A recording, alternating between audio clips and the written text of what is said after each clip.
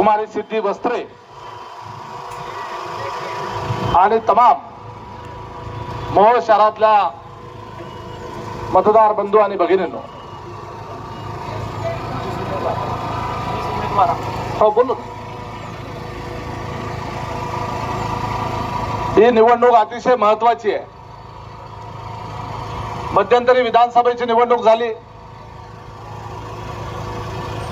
मी मगाशी मोजत होतो, अनगरकरांच्या ताब्यामध्ये हा संपूर्ण तालुका किती वर्ष आहे. काही जण म्हणतात 15 वर्ष, काही जण म्हणतात 30 वर्ष. माझ्या माहितीप्रमाणे राजन पाटील पहिल्यांदा आमदार झाले तेव्हापासून मोजले तर 30 वर्ष झाले. कारण त्यांच्या 3 टर्म आणि त्याच्यानंतरचे 3 वेळा, एकदा ढोबळे सर, एकदा रमेश कदम, एकदा यशवंत माने, असे 30 वर्ष झाले. त्याच्या अगोदर माझ्या माहितीप्रमाणे चंद्रकांत नाना निंबाळकर होते, बरोबर आहे, 2 टर्म.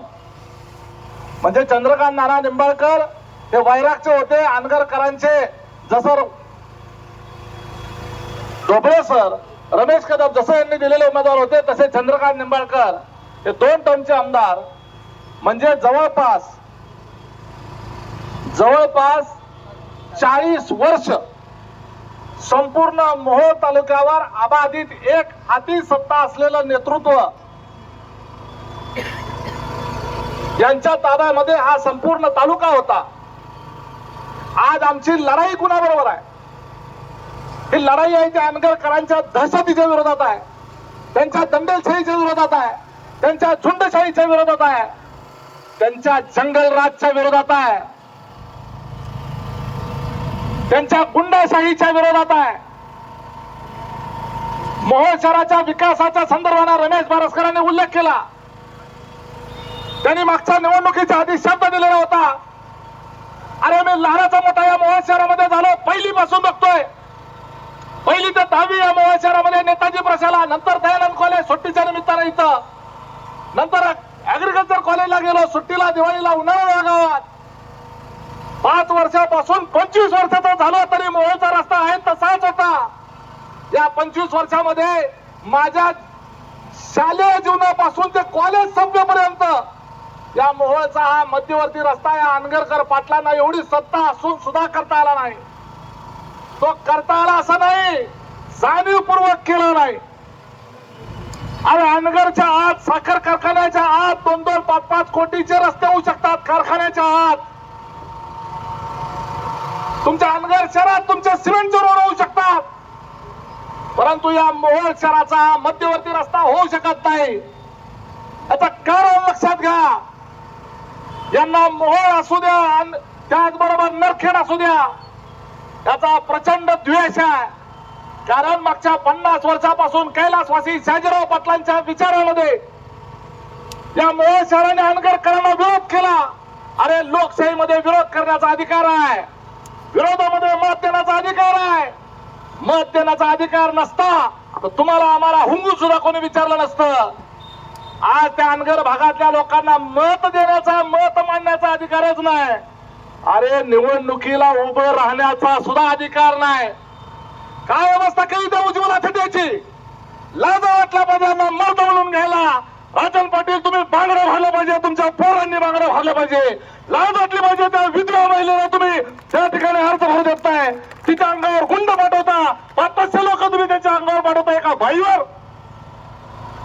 अरे घरी म्हणून घ्यायचं सोडून द्या तुम्ही. आता इथून पुढं एका महिलेच्या बाबतीमध्ये तुमची भावना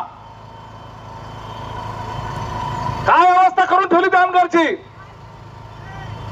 त्या गावातल्या नागरिक असलेल्या तिला निवडणूक लढवायची आहे तर लोकशाहीमध्ये निवडणूक लढवू दिली पाहिजे. आज आम्हाला तसा निवडणूक लढवण्याचा अधिकार आहे, रमेश बारसकरांना अधिकार आहे, आमच्या सिद्धी वस्त्रेला, आमच्या सगळ्या नगरसेवकांना अधिकार आहे, तसा आमच्या विरोधकांना सुद्धा आहे. मसालवाल्याला निवडणूक लढवायचा अधिकार आहे, तुतारीवाल्यांना निवडणूक लढवायचा अधिकार आहे, हातवाल्यांना निवडणूक लढवायचा अधिकार आहे, आरपीआय वाल्यांना निवडणूक लढवायचा अधिकार आहे. ती लढवली पण पाहिजे आहे. अनगर मध्ये निवडणूक लढवण्याचा अधिकार कुणालाच नाही. फक्त अनगरकर ज्यांना नाव घेतील त्याला फक्त निवडणूक लढवण्याचा अधिकार आहे. कार्य नगराध्यक्ष एका गरीब घरातले सामान्य कुटुंबातल्या स्त्रीला केलं असतं तर चाललं नसतं का? पहिलं नगराध्यक्ष पद आहे, माझ्या सुनबाईला पाहिजे. सभापती पद आलं, माझ्या पोऱ्याला पाहिजे. जिल्हा परिषद अध्यक्ष पद आलं, माझ्या पोऱ्याला पाहिजे.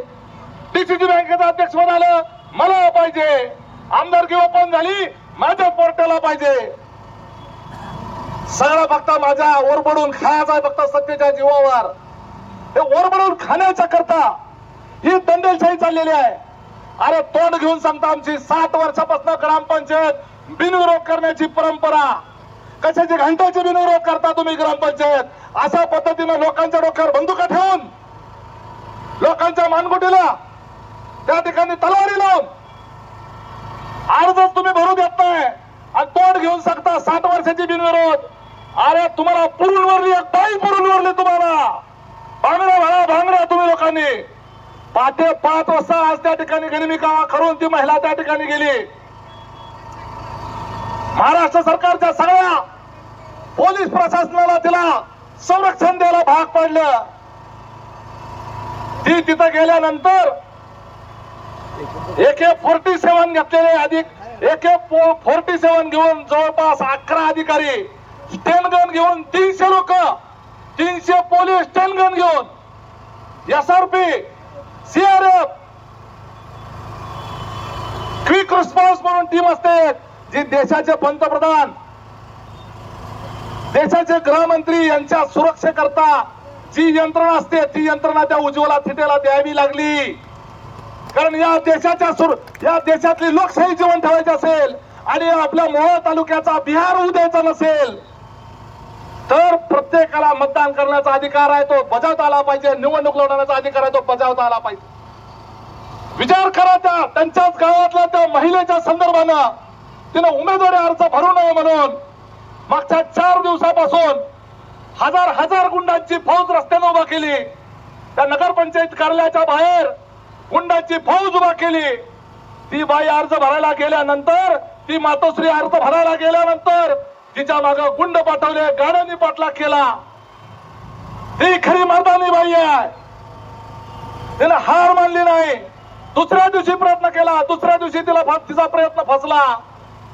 तिसऱ्या दिवशी मात्र छत्रपती शिवाजी महाराजांची मावळ असल्याप्रमाणे तिने गनिमी कावा केला आणि पहाटे 5 ला उठून त्या कार्यालयात जाऊन बसली. पहाटे 5 ला सगळे झोपलेले असताना, आनगरकर झोपलेले असताना पहाटे 5 वाजता त्या कार्यालयामध्ये जाऊन ती आणि तिचा मुलगा दोघच गेले. किती धाडस आहे बघा.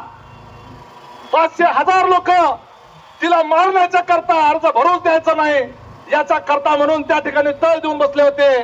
गनिमी काळानं ती महिला उज्ज्वला थिटे त्या ठिकाणी अर्ज भरायला गेली आणि आता पूर्ण अर्ज भरून, यशस्वीरित्या अर्ज भरून पोलीस संरक्षणामध्ये पुन्हा माघारी आली.